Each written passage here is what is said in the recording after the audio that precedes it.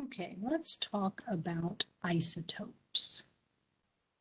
Now, an isotope is an atom of an element that contains a specific number of neutrons. Okay, and so that term is just specifying a particular atom of an element. Okay, and that's because even though Dalton's atomic theory told us that all atoms of an element are identical, they're actually not. Okay, they're similar. They're very similar in most ways. But the one thing that can change is the number of neutrons. Okay. So if you have an atom of a particular element, it always has the same number of protons and it always has the same number of electrons if you're talking about a neutral atom, but the number of neutrons can vary. Okay. So if we want to talk about a very particular atom of an element, then we're talking about a specific isotope. Okay. Now, very often when we're talking about isotopes, we talk about isotopes of the same element. So we talk about two different atoms of a given element. And if we talk about two different isotopes of the same element, um, we can say a few things about those. Um, Basically, if you have two different atoms of the same element, their properties are going to be nearly identical. And usually the differences are pretty minor, but you could have changes in things like melting point of the substance if it's one isotope versus another of that element. But for the most part, they're nearly identical. So even when we're working with samples that are mixtures of different isotopes of a given element, they behave the same as the pure isotope. Okay. It's so similar that you can kind of ignore the fact that there are little variations in some of the atoms. Okay. But some other things about isotopes of the same element that you can say is that the number of protons is always the same. Okay. So if you have atoms of a given element, they always have the same number of protons. So for instance, a hydrogen atom always has one proton, no matter what isotope of hydrogen you're talking about. Or carbon always has six, no matter what isotope of carbon you're talking about. But what is different is the number of neutrons. Okay, so you can have more or less in different isotopes. Now, another way you can say that same thing is you could say that isotopes of the same element have the same atomic number, which we designate as Z. We use the symbol Z sometimes for that. But they have a different mass number, which we use the symbol A to represent that. And so that's basically saying the same thing as same number of protons, different number of neutrons, okay? Because the atomic number is how many protons there are, okay? The mass number is actually a sum of the protons and neutrons. So if the protons are staying the same, then if the mass number changed, it must be because of the neutrons, okay? So that's just kind of two ways to talk about the same thing. Okay, now an example, hydrogen. Like I said, hydrogen always has one proton or an atomic number of one, but its mass number can change. Okay, so knowing that, you can look at these representations here and kind of understand what these symbols are trying to tell you. Okay. I mean, you can look at the pictures and you see here that's a plus. And so that's just simply a proton. Whereas the second picture, we have this particle that's a plus and we have this particle with no charge. And so this is representing just the nucleus, okay? So just what's in the nucleus. We have a proton and then something without a charge, so that would be a neutron, okay? So here we would have a proton, here we have a proton and a neutron. And then in this third one, we've got a proton, okay? and then we have 2 neutrons. Okay, so these are all hydrogen atoms because all of them have 1 proton, and that's how many protons every hydrogen atom has. And only hydrogen atoms have only 1 proton. Okay, but they have a different number of neutrons. The first one has 0, the second one has 1, and the third one has 2. Okay, and so you have differing numbers of neutrons, so those are isotopes of the same element. Now, the symbols that you see on the bottom there, that's what we would call either the isotope symbol or the atomic symbol or the atomic notation. Okay, so there's all different variations of what you can call that. I usually call it atomic notation, but I'll kind of jump between all 3 of those, just depending on what comes out of my mouth first. But that symbolism is always in the arrangement of this AZX, okay? So the A portion of it, that is what we have labeled up here. That's the mass number, right? That's your A. And then the Z is your atomic number, okay? And then the X is our element symbol. So X is the element symbol. The A is the mass number, but I have some additional notes down here that A is not only called the mass number, but it quantifies the number of protons plus the number of neutrons. So it's the sum of those. And that's the approximate mass of that particle, okay? Because remember, the protons and neutrons make up most of the mass of an atom, okay?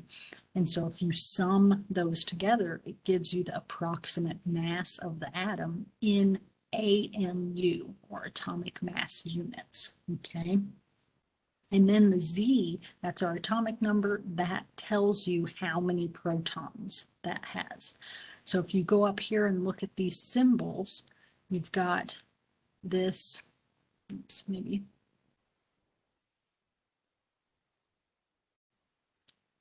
There we go. We've got the 1,1H.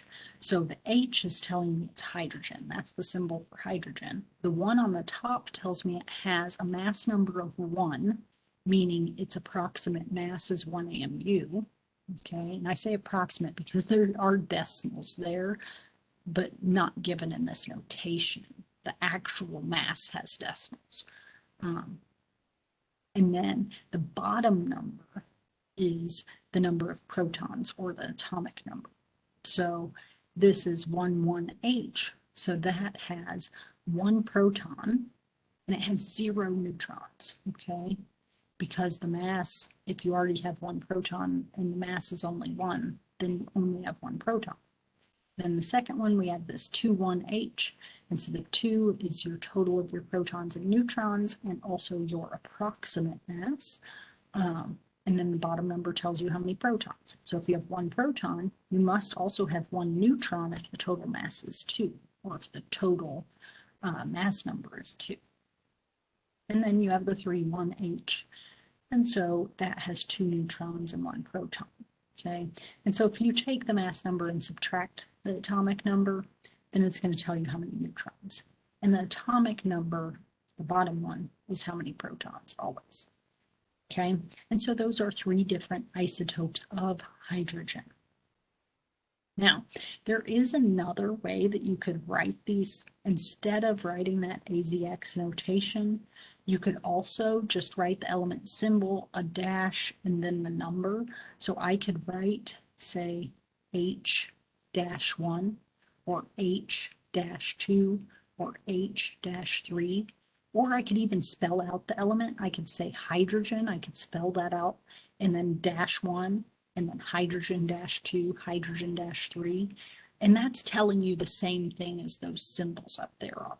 Okay, so it just depends. Some people prefer using that atomic notation. Some will use kind of the isotope, you know, writing it as the element and then the mass number. Okay, so in that notation, this X-A, it's dropping that Z portion. And that Z, remember, is the atomic number, okay? And that's the number of protons. The reason that that gets dropped off sometimes is because it's almost like duplicate information. If you already know what element you have, you also already know how many protons you have, as long as you have a periodic table available, because that number you can find on the periodic table. Okay, so you look at the periodic table, and what you'll notice is usually most periodic tables have two numbers next to each element, and one of them is a whole number and the other one has decimals. And that one that's a whole number, the one that increases as you go kind of across the rows in the periodic table, that's your atomic number. So if you go look at hydrogen, you'll see a 1, okay? And you look at helium and you'll see a 2. And you look at lithium and you'll see a 3. And those are your atomic numbers, okay? And so that's that Z value. And so if you already give someone the element symbol or tell them the element name, you're essentially already telling them that information. And so that's why that part can be dropped. So sometimes people won't put that in. So elements are defined by that number. Okay, so the number of protons tells you what element you have. Okay, no matter what. Or the atomic number tells you what element. So you either need to know the X, meaning the element symbol, or you need to know the Z. Okay, you don't really need to be given both. You can always look up the other one on the periodic table. So let's look at some examples. So I have on the top here kind of a reminder of that notation. And I say determine the number of protons, there we go. Determine the number of protons, neutrons, and electrons in each of the given species. So I give you these tables, I give you this atomic notation at the left, and then a spot for telling me how many protons, neutrons, and electrons are in each. So let's start with this first one. Okay, so we have 14,7N. And so what I would look at here is, well, I've got a 14 and I've got a 7, right? Lose my light here. A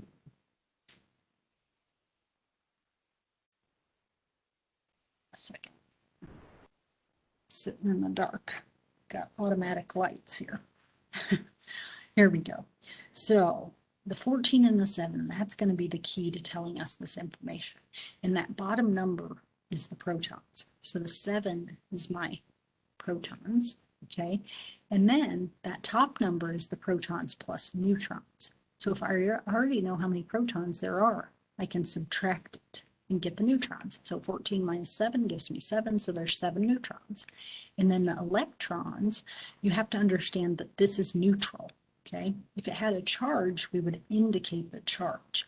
Now, I didn't put that in this symbol, but if there was a charge, you would put it here, okay? So that is where you would put the charge, is the upper right-hand corner.